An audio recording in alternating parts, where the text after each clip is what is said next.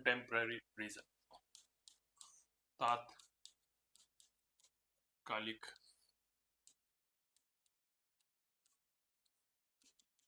कारण।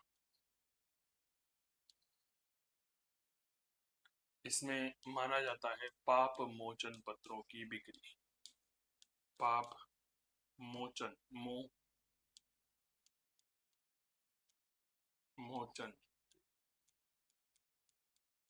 पत्रों की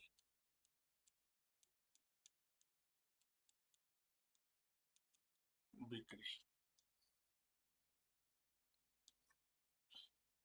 अंग्रेजी में लिखूं, sale of letters of indulgence. Sale of letters of indulgence, ठीक है। इंडलजेंस क्या होता है? पाप मोचन पत्र, ठीक है।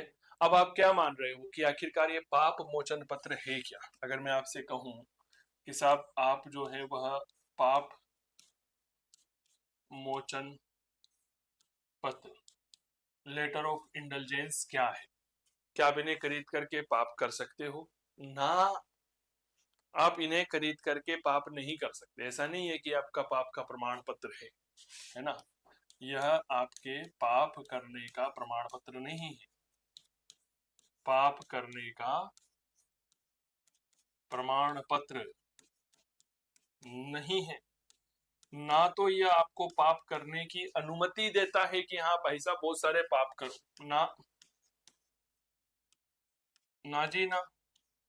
ना यह आपको एक तरह से अगर मैं कहूं कि पाप जो आपने किए हैं उनसे मुक्ति दिलाता है, ना। फिर आखिरकार ये है क्या भाई साहब? अगर आपको मध्यकालीन यूरोप के इतिहास में बहुत अच्छे से समझा, अगर आपको मार्केटिंग का सबसे बढ़िया शानदार नमूना देखना है ना, तो पाप मोचन पत्रों में देख सकते हो। बेसिकली पाप मोचन पत्र क्या है? चर्च ने कहा, क्या आप पाप करते हैं? बोला जी करते हैं। दुनिया में कोई ऐसा व्यक्ति ही नहीं है जो पाप नहीं करे, है ना। आप देखिएगा कभी भी कोई भी बाबा के पास आप जाइए तो दो तीन बातें पूछता है। क्या तुम्हें पारिवारिक दुख है? बस मुझे लग रहा है तेरे चेहरे को देख करके कि तुम्हें पारिवारिक दुख है। भाई साहब बस वो पारिवारिक दुख हो के ही आज जीवन में किसके पारिवारिक दुख नहीं है? पहला तो ये बोलता है। दूसरा बोलता है मैं तुम्हें देख करके कह सकता हूं कि तुम्हें स्वास्थ्य को लेकर के समस्या है। ये लो भाई साहब, स्वास्थ्य को लेकर भी हर व्यक्ति परेशान रहता है। मैं सही कह रहा हूं गलत कह रहा हूं? ईमानदारी से बताइएगा। अगर कोई युवक उनके पास जाता है तो कहेगा बेटा तुझे रोजगार को लेकर के समस्या लग रही है मुझे, ये लो साहब, लो साहब, ये नियम है। कोई बुजुर्ग आदमी जाएगा, स्वास्थ्य संबंधी समस्या है, परिवार साथ नहीं दे रहा। बाबा आप तो अंतर्यामी है, आपकी जय हो, बाबा की जय हो, बाबा के चरणों में सोने का कड़ा अर्पित कर रहा हूं। भाई साहब पाप मोचन पत्र मार्केटिंग का सबसे बढ़िया नमूना कैसे देखिएगा। यह कोई पाप करने का प्रमाण पत्र नहीं, it's not a certificate to do the any type of पाप ना। यह पाप करने की अनुमति भी नहीं देता है, यह पाप की मुक्ति का भी नहीं है। बस ये है कि जो आपने इस जन्म में पाप किए हैं उसका दंड जो आपको मिलने वाला है ना अगले जन्म में, यह उससे मुक्ति मिला दिलाता है। इस जन्म में जो पाप किए हैं, में पाप किए, ठीक है, इनका जो दंड आपको अगले जन्म में मिलने वाला है, अगला जन्म, ठीक है, इस अगले जन्म में मिलने वाले दंड से यह क्या करता है? मुक्ति दिलाता है, ठीक है, मुक्ति दिलाता है। लेकिन यहाँ पर एक शर्त जोड़ दी जाती है कि हाँ आपको क्या करना पड़ेगा? प्रायश्चित करना पड़ेगा, कन्फेशन करना पड़ेगा कि हाँ गुरुजी मैंने यह पाप कर दिया है। क्या बात क्लियर हो गई? मैंने क्या कर दिया है? पाप कर दिया। अब मैं आपसे एक बात पूछना चाहूंगा। हम में से अक्सर कुछ विद्यार्थी ये बात, कुछ लोग ये कहते हैं, है ना, आपने आपके परिवार में भी सुना होगा, मैं देसी भाषा में बोल रहा हूं, पतो काई काना कस्या जन्मा का फोड़ा भुगतनी पड़ रहा है जो आज इतना दुखी हूं। है ना, ये सुना है ना आप लोगों की? पता नहीं कौन से जन्मों के फोड़े दुख भोगने पड़ रहे हैं कि मैं आज इस जन्म में दुखी हूं। क्या ये बात सुना है आप लोगों ने? आपके परिवार में सुना होगा, अक्सर सुना होगा, है ना?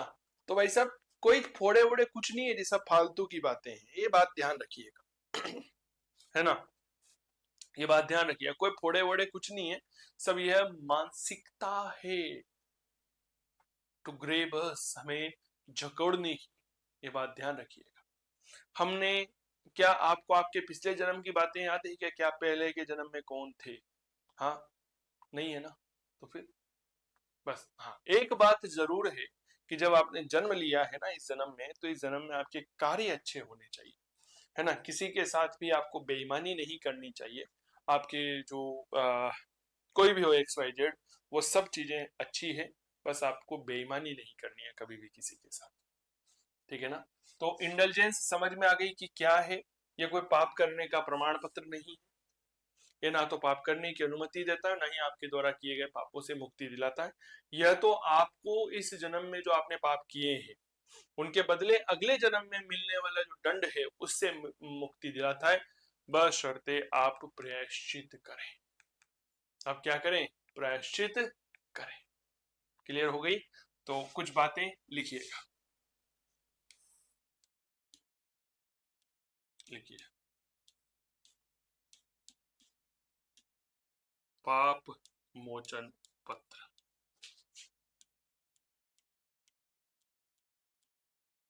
लेटर्स, लेटर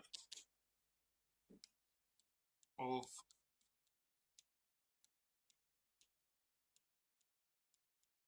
इंडल्जेंस, पाप मोचन पत्र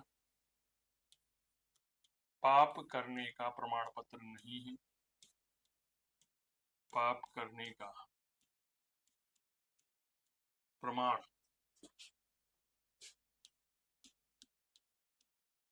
पत्र नहीं है, ना ही यह,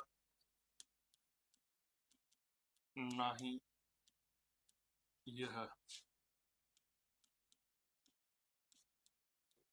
आपको पाप करने की अनुमति देता है, और ना ही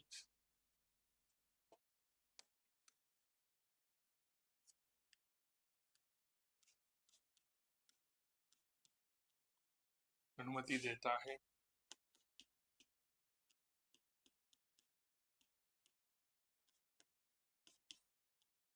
और ना ही यह आपको पापों से मुक्ति दिलाता है, और ना ही यह आपको जो है मेरे दोस्त, आपको ना ही यह किए गए पापों से मुक्ति दिलवाता है, और ना ही यह किए गए पापों से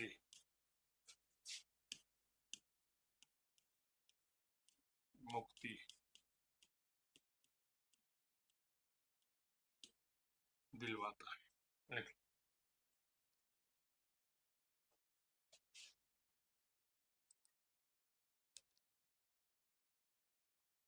फिर आखिरकार ये है क्या भाई साहब? सीधी सी भाषा में समझे, मूर्ख बनाने का माध्यम।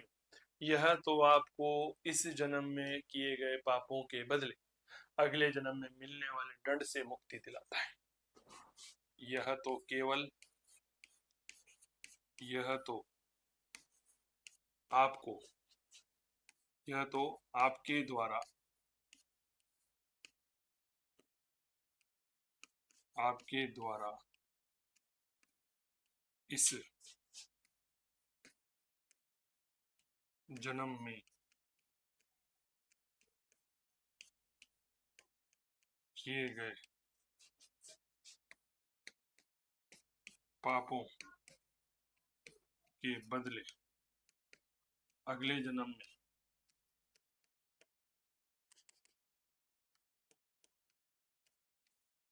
अगले जन्म में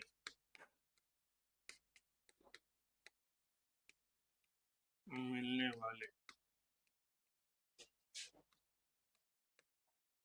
दंड से मुक्ति दिलाता है, मुक्ति दिलाता है, बशर्ते आप किए गए पाप का प्रायश्चित करें, किए गए पाप का प्रायश्चित करें।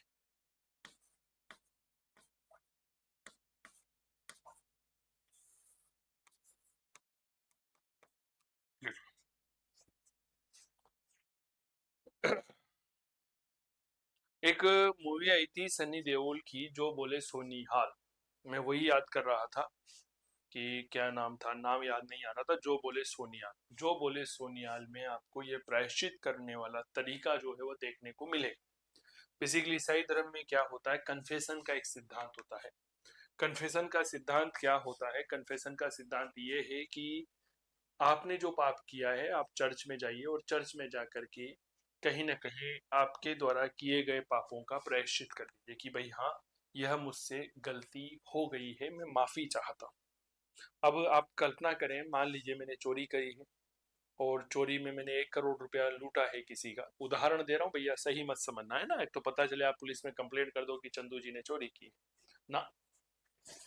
तो मेरे प्यारे साथियों, मैं क्या करूंगा, रविवार के दिन चर्च में जाऊंगा, संडे का दिन नियत होता है, और वहां पर जाकर के एक विंडो बनी हुई होती है, उसके पीछे चर्च का पादरी बैठा हुआ होता है, आपका नंबर आता है तब आपको बुलाया जाता है। तो ऐसा मान्यता है कि आप जो कन्फेशन कर रहे हैं, प्रायश्चित कर रहे हैं, तो पादरी के माध्यम से सीधा ईश्वर तक पहुंच रहा है, डकोचला बाजी है ना। तो गए साहब, अब बैठ गए वहां पर, विंडो के पीछे पादरी है, विंडो यानी कि जालीदार खिड़की होती है, उसके पीछे पादरी बैठा हुआ है। फादर, मैंने कल जयपुर के एक बड़े नामचीन व्यक्ति के यहाँ 1 करोड़ रुपए की चोरी की है, मैं इस बात का प्रायश्चित है, मुझे मेरा दुख है। ठीक है, आपने बोल दिया। अब पादरी उसका समाधान बताएगा कि हाँ, तुम्हें यह करना चाहिए। अब पहले क्या होता था, समाधान था, पहले की बात कर रहा हूं, अभी की नहीं, पहले, आज से 500 साल पहले, बच्चा तुमने अपराध किया है, जाओ 10 पाप मोचन पत्र खरीद लो, इससे तुम्हें अगले जन्म में इस अपराध का कोई दंड जो है वह नहीं मिलेगा। ये लो भाई साहब, अगले जन्म में किए गए इस अपराध का कोई दंड नहीं मिलेगा। क्या ये बात क्लियर हो गई? चलिए सब लिख लो यहां तक। तो ये था कन्फेशन का सिद्धांत।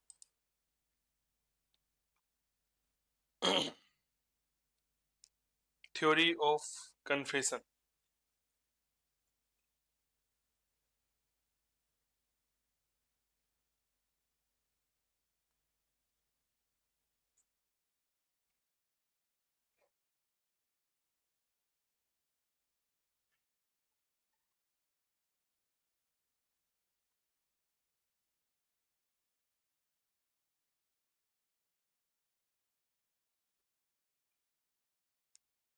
लिख लिया, थ्योरी ऑफ कन्फेशन। वह सिंपल भाषा में मैंने आपको बहुत कुछ बातें समझा दी। अब देखो मामला क्या है, थोड़ा सा यहाँ पर कुछ बातों को समझने की कोशिश करिएगा कि आखिरकार पाप मोचन पत्रों की शुरुआत कैसे हुई। शुरुआत होती है 1513 ईस्वी में, पोप बना लियो दशम। पोप कौन बना, तो याद रखना, पोप बना लियो दशम। बिल्कुल सिंपल सी भाषा में आपको बता रहा हूं कि 1513 में पोप लियो दशम पोप बना। ये जब पोप बना तब रोम में एक चर्च हुआ करता था, सेंट पीटर्सबर्ग, ठीक है। अब वो कमजोर हो रहा था, ठीक है ना, तो इसने एक आवश्यकता महसूस की, ठीक है। आवश्यकता क्या महसूस करी कि भैया जो चर्च है, जिसका नाम है सेंट पीटर्स चर्च, इस सेंट पीटर्स चर्च का पुनः निर्माण होना चाहिए, रिकंस्ट्रक्शन का कार्य होना चाहिए। पुनः निर्माण कैसे होगा, तो भाई साहब इसके लिए क्या है, धन की आवश्यकता पड़ेगी। अब साहब धन कैसे आएगा, तो ये जितने भी धर्माधिकारी थे यह सब एक टेबल पर बैठ गए, है ना, इस तरह से, ये देखो इस तरह से बैठ गई है। ये तो हालांकि जब टेडजेल पाप मोचन पत्रों की बिक्री करने पहुंचा था तो उसका चित्र है, कोई बात नहीं। धन की आवश्यकता महसूस हुई कि साहब धन आएगा कैसे, क्या ये बात क्लियर हो गई। तो इसने कहा, पोप ने कहा कि घबराने की कोई आवश्यकता नहीं है भैया, पाप मोचन पत्रों को बेचो। किसको बेचो, पाप मोचन पत्र जो है इनकी बिक्री करो और धन इकट्ठा करो, इनकी बिक्री करो और बिक्री कर करके धन इकट्ठा किया जाए। अब क्या हुआ, पोप का नाम क्या है, याद रखिएगा, लियो दशम। अब लियो दशम तो ये तो है नहीं कि मार्केट में जा जाकर के खुद ही पाप मोचन पत्र बेचेगा कि देखो देखो साहब देखो ये पाप मोचन पत्र आया है, ये देखो ये पाप मोचन पत्र है, पाप मोचन पत्र ले लो ले लो ले लो, पाप मोचन पत्र ले लो ना, संभव ही नहीं है। तो इसने इंडलजेंस जिसे हम क्या कहते हैं, पाप मोचन पत्र कहते हैं, इन पाप मोचन पत्रों की बिक्री करने के लिए, क्या करने के लिए, बिक्री करने के लिए एल्बर्ट को भेजा कि भैया तुम जाओ। जैसे मान लीजिए मैंने आपसे कह दिया कि आप जाइए और जाकर के 2 टेस्ट पेपर लेकर आइए, कुछ भी कह दिया जाइए ये करके आइए। अब आप नहीं गए, एल्बर्ट आलसी आदमी था, तो इसने क्या किया मेरे दोस्त, एक व्यक्ति का नाम था जिसका नाम था जॉन टेडजेल, किसको नियुक्त कर दिया, याद रखना, टेडजेल को भेजा कि भाई टेडजेल तुम जाओ और जाकर के इनको बेचो। टेडजेल 1517 ईस्वी में पहुंचा विटेनबर्ग। कहां पहुंचा, विटेनबर्ग पहुंचा। अब विटेनबर्ग पहुंचा क्यों, विटेनबर्ग पहुंचा क्यों, पाप मोचन पत्रों को बेचने के लिए कि भैया कोई पाप मोचन पत्र खरीद लो, पत्रों को बेचने हेतु ये यहाँ पहुंचा। अब यहाँ पहुंचा तो पता चला कि भाई साहब यहाँ पर सबसे लोकप्रिय व्यक्ति कौन है, मार्टिन लूथर है।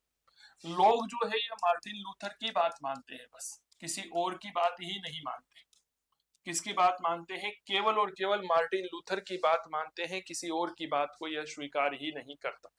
तो मार्टिन लूथर से टेट जेल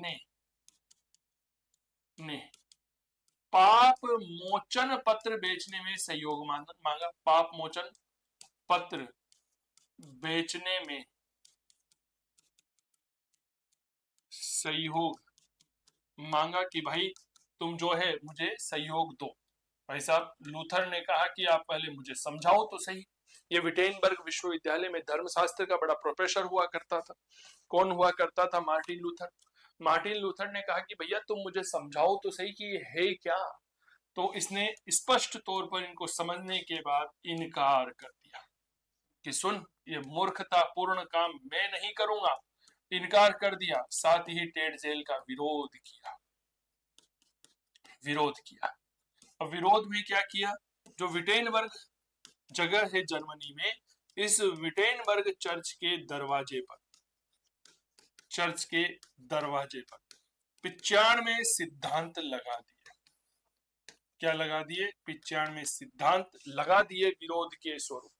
ये देखो यह गलत है। और ये कब लगाए गए थे, ये लगाए गए थे 31 अक्टूबर सन 1517 को। कब लगाए गए थे, 31 अक्टूबर सन 1517 को यह सिद्धांत लगा दिए। कहा जाता है यहीं से एक धर्म सुधार आंदोलन की शुरुआत हुई, यहीं से धर्म सुधार आंदोलन का प्रारंभ हुआ। अच्छा, विरोध को अंग्रेजी में क्या कहते हैं, प्रोटेस्ट कहते हैं ना। इसी से एक शब्द बना डेट इज कॉल्ड प्रोटेस्टेंट। तो मार्टिन लूथर ने कौन से धर्म की नींव रखी थी, प्रोटेस्टेंट धर्म की नींव रखी थी। लियो दसम कौन से धर्म का था, याद रखना यह कैथोलिक धर्म का था। ठीक है, तो मार्टिन लूथर ने जो विरोध किया था, यह विरोध किसके खिलाफ किया था, कैथोलिक के खिलाफ किया था। क्या ये बात क्लियर हो गई है, हाँ या ना का जवाब। ठीक है ना, लिख कैथोलिक के खिलाफ किया था, नया धर्म शुरू किया और उस धर्म का नाम रखा गया प्रोटेस्टेंट धर्म। ठीक है, क्या रखा गया, याद रखिएगा, प्रोटेस्टेंट धर्म उसका नाम रखा गया।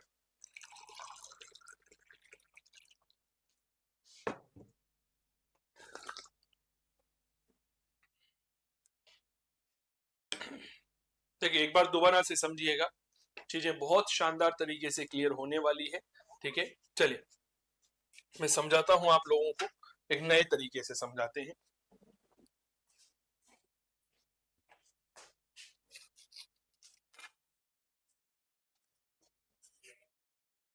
देखिए सर, बीएड की है आप लोगों ने, वहां पर एक पॉइंटर होता था व्हाइट कलर का, 20 रुपए का आता था, उसके माध्यम से समझाया जाता था। मैं उसी तरह से समझाऊं। देखिए 1513 में पोप बना लियो दशम। क्या ये बात क्लियर हो गई?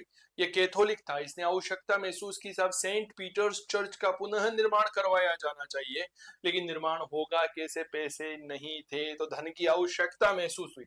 तो पोप लियो ने क्या किया, पाप मोचन पत्र की बिक्री का दिमाग लेकर आया कि क्यों नहीं इंटेलिजेंस को बेचा जाए, लोगों को मूर्ख बनाया जाए और मूर्ख बना करके पैसा कमाया जाए। तो पाप मोचन पत्रों की बिक्री की जाए, धन इकट्ठा किया जाए। पोप लियो दशम ने कई सारे कागज छपवा लिए, जेरोक्स करवा ली, पाप मोचन पत्र छपवाए, इनकी बिक्री के लिए एल्बर्ट को दिया कि एल्बर्ट जाओ इनको बेचो।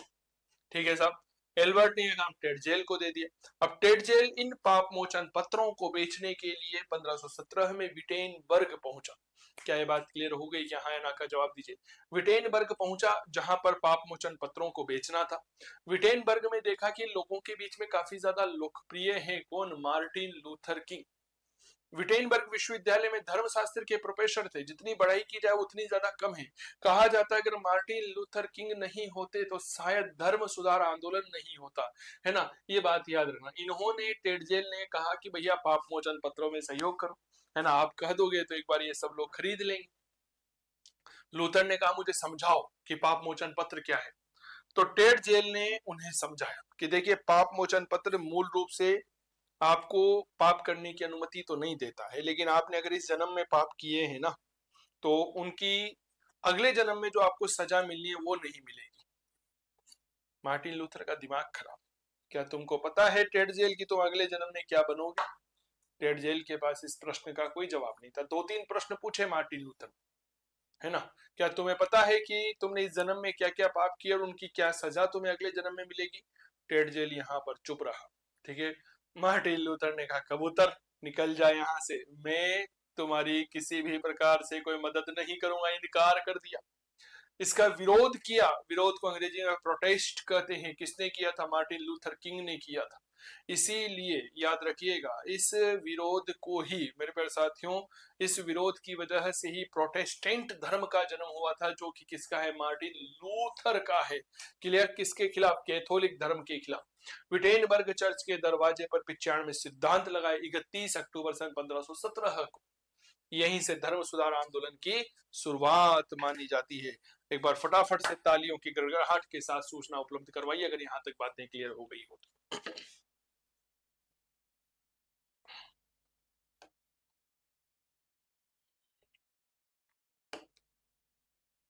लिखिए।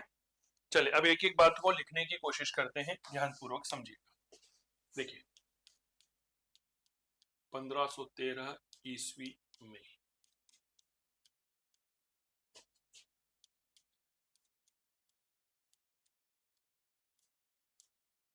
लियो दशम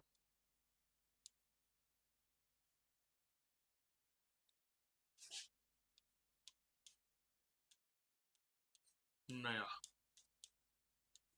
पोप बना। लियो दशम ने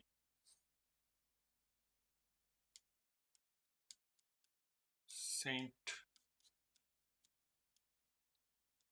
पीटर्स चर्च, यह चर्च का नाम याद रखना, सेंट पीटर्स चर्च, वह स्थान जहां पर पोप रहा करता था। ठीक है, सेंट पीटर्स चर्च के पुनः विश्व इतिहास इतना मुश्किल नहीं है जितना कि आपको महसूस करवाया जाता है, ये मैं आपको बता दूं, है ना। विश्व इतिहास बहुत सरल है अगर सही तरीके से पढ़ा जाए तो। सेंट पीटर्स चर्च के पुनर्निर्माण की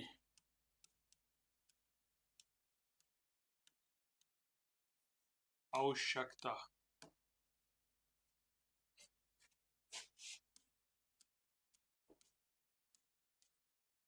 महसूस की।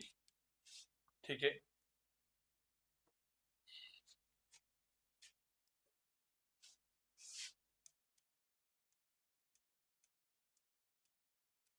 इस हेतु धन की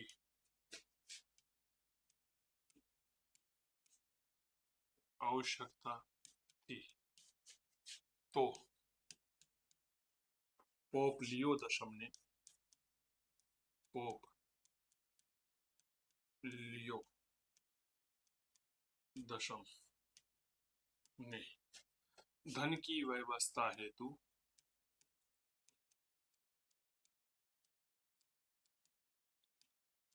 की व्यवस्था हेतु पाप पोचन हो जाता है हमेशा, जो कि मोचन होता है, पाप मोचन पत्रों की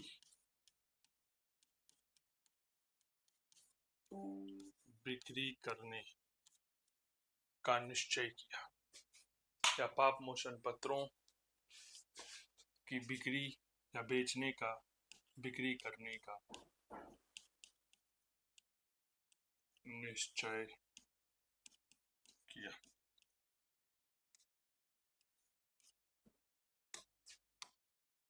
निश्चय किया।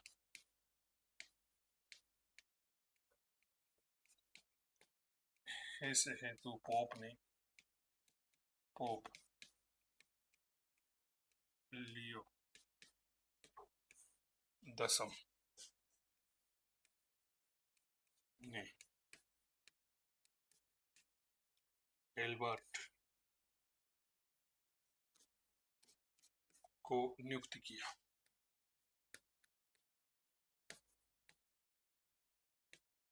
भाई एल्बर्ट जो है वह क्या करेगा, पाप मोचन पत्रों को बेचेगा। क्या ये बात क्लियर हो गई? ये आर्क बिशप था, ये बात याद रखना। यह आर्क बिशप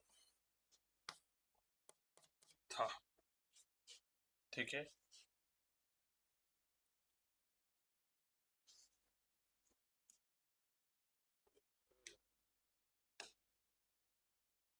आर्क बिशप था, यानी कि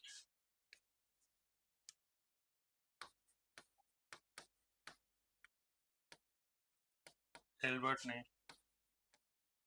यह कार्य किसको दे दिया? जॉन टेटजेल को दे दिया। पादरी था यह मूल रूप से। यह कार्य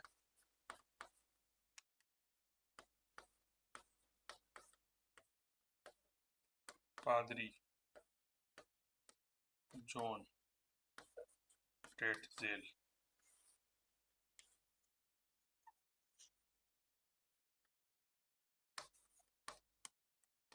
को दे दी। पूरी घटनाक्रम में केवल 4 ही व्यक्तियों का उल्लेख आता है। सबसे पहले पोप लियो दशम का जिक्र आता है, ठीक है, जो कि पोप था। फिर आता है आर्क बिशप एल्बर्ट का, और फिर उसके बाद नाम आता है मेरे दोस्त टेटजेल का, और फिर उसके बाद आता है मेरे दोस्त, याद रखिएगा किसका? मार्टिन लूथर किंग का, ठीक है। अब टेटजेल इनकी बिक्री के लिए जर्मनी के सेक्शनी प्रांत के विटेनबर्ग पहुंचा।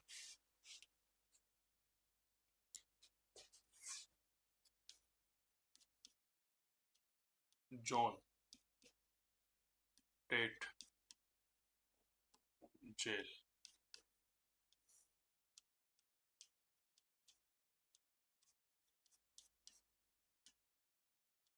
मोचन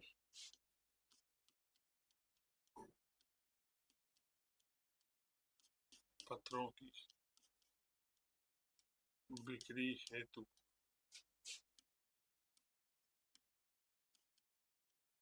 जर्मनी के सेक्शनी प्रांत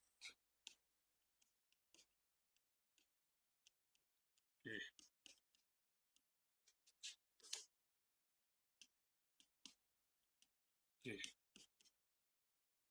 विटेनबर्ग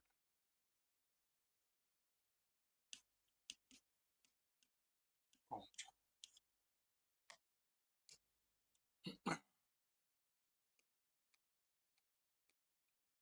यहाँ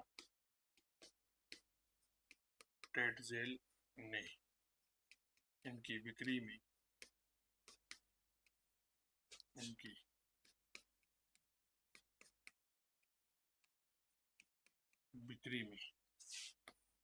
इनको बेचने में, ऐसा लिखिए, बिक्री की जगह बेचना लिखिए, इनको बेचने में, इनको बेचने हेतु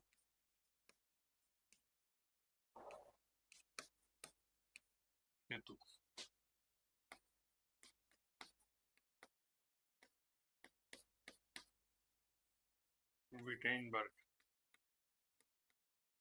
विश्वविद्यालय में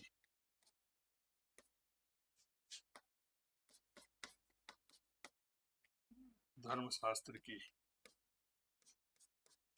प्रोफेसर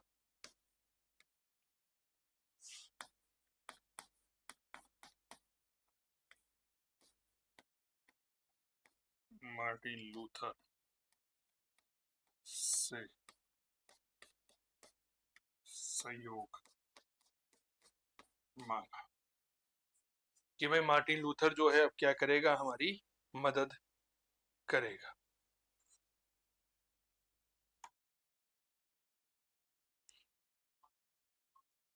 ठीक है,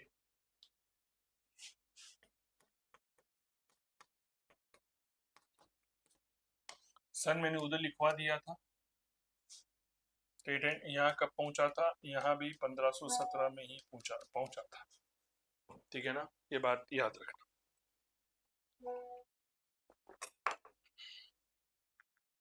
मार्टिन लूथर ने मना कर दिया, बोला नो, नेवर, कभी नहीं। और विरोध स्वरूप विटेनबर्ग में जो केशल चर्च था, उसके दरवाजे पर 31 अक्टूबर 1517 को लैटिन भाषा में 95 थीसिस यानी कि सिद्धांत लिख करके चिपका दी। क्या ये बात क्लियर हो गई?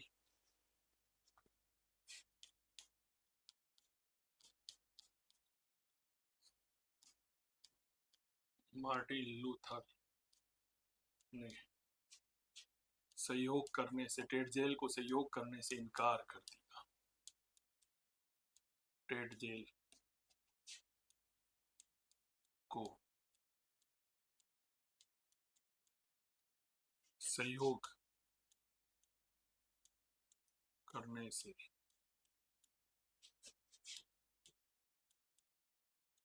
इनकार कर दिया। साथ ही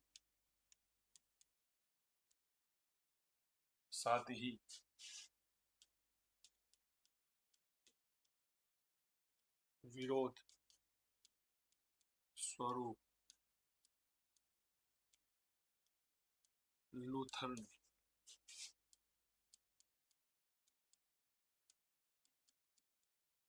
विटेनबर्ग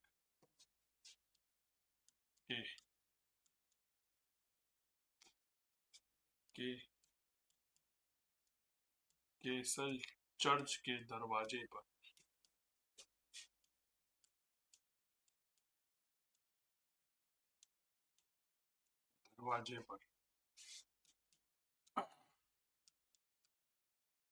लैटिन भाषा में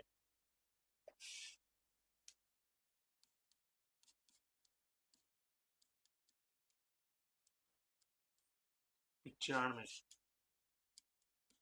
थीसिस यानी कि सिद्धांत लिखकर लगा दिए।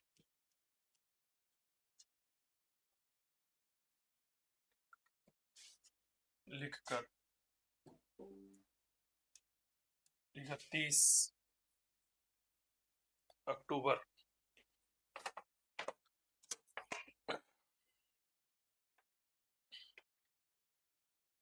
लिखकर 31 अक्टूबर 1517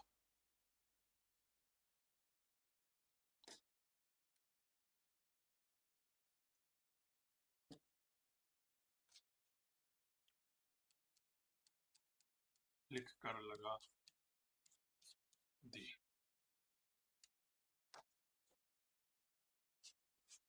ठीक है, लगा दिए। यहीं से धर्म सुधार आंदोलन का प्रारंभ माना जाता है।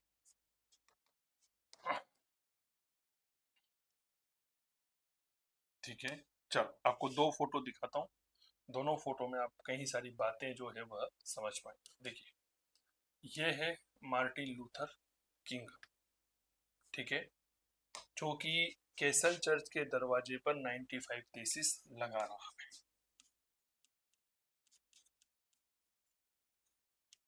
मार्टिन लूथर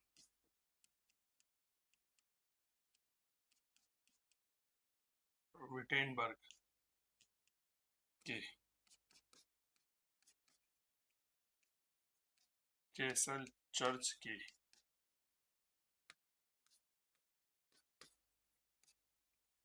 दरवाजे पर 95 थीसिस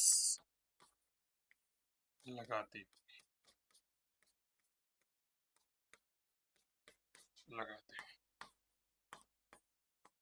31 अक्टूबर सन 1517। अब ये 95 थीसिस क्या थे, इस तरह से थे। देखो, ये 95 थीसिस, 95 सिद्धांत।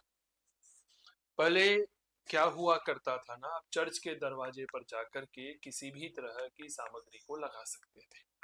वहां पर लोग आते थे और उनको पढ़ते थे। आज भी अगर आपको थोड़ी बहुत जानकारी हो तो मंदिर अगर आप जाते हो तो मंदिर में बोर्ड होते हैं ना, व्हाइट बोर्ड होता है, किसी पे ब्लैक होता है ना, तो उन बोर्ड पे जैसे चीजें लिखी जाती है। मैं आपको एक चित्र दिखाता हूँ। मैं आपको एक चित्र दिखाता हूँ। हमारे गांव का मंदिर है, क्योंकि मैं वहां पर जुड़ा हुआ हूँ उन सब चीजों से, तो चीजें क्लियर हो जाती है। अब ग्रुप में भी याद नहीं रहता कि किस ग्रुप में आता है वो फोटो वगैरह। मिल गया, ये देखिए, ये हमारे गांव का मंदिर है, दिख रहा है आपको। तो वहां पर ब्लैक बोर्ड पे इस तरह की सूचनाएं लिख दी जाती है, जैसे है श्री सत्यनारायण भगवान की जय हो, आज का पंचांग, शुभ तिथि लिख दी गई है, वार लिख दिया, विशेष लिख दिया, और जो जानकारी देनी है वह लिख दिया जाता है। ठीक है, तो इस तरह की सूचनाएं जो है वह अक्सर आ जाती है। ठीक है, जैसे मान लीजिए किसी की कोई मैरिज एनिवर्सरी है, वैवाहिक वर्षगांठ है, तो इस तरह की सूचनाएं लिख करके बोर्ड पे डाल दी जाती है। क्या ये बात क्लियर हो गई? ये देखिए कि पितृकार्य अमावस्या है, नक्षत्र धनिष्ठा है, इस तरह की चीजें लिख करके बोर्ड पे डाल दी जाती है। आज भी ये होती है ना, आपने भी देखा होगा। क्या ये बात क्लियर हो रही है क्या? एक बार सूचना उपलब्ध करवाइए, है ना, ये आपने भी देखा होगा। अब मैं आपको एक दो चित्र और दिखाता हूँ, है ना। देखिए, एक चित्र तो आप यह देखिए कि जब टेडजेल जो है वह पाप मोचन पत्रों को बेच रहा है विटेनबर्ग में आकर के, कि देखो भाई साहब, ये पाप मोचन पत्र है हमारे, आप आकर के इनको ले लीजिए। ठीक है, ये चित्र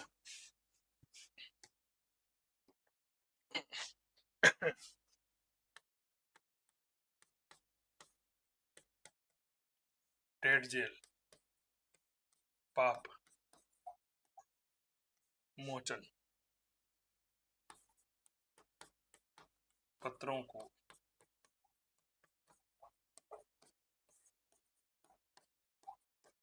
बेचता होगा।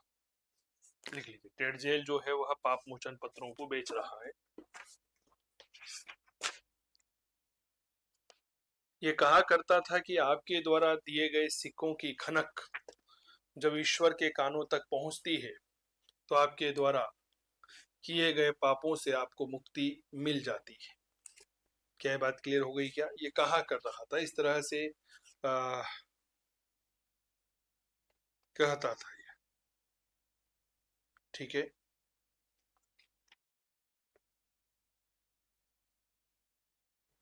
लिख लीजिए।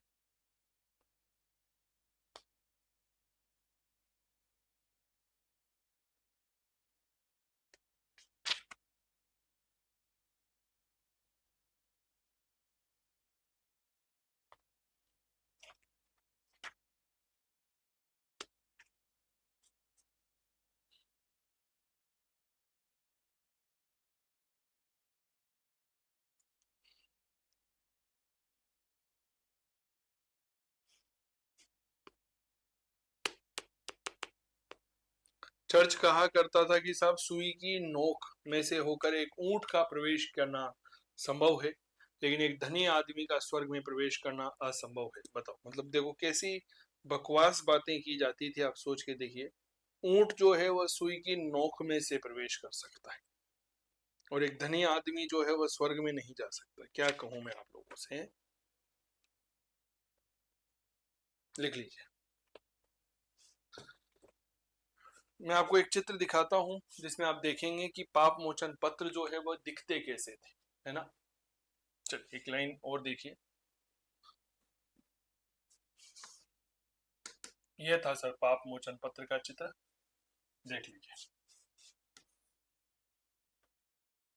ये पाप मोचन पत्र था, दिख रहा है।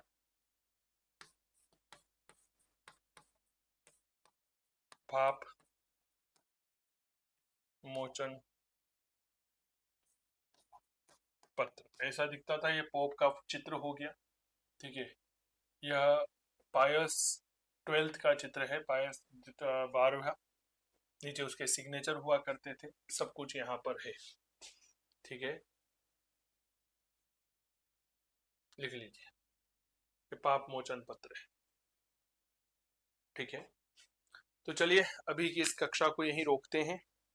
एक बार पुनः मुलाकात करेंगे बहुत कम समय के बाद, ठीक है।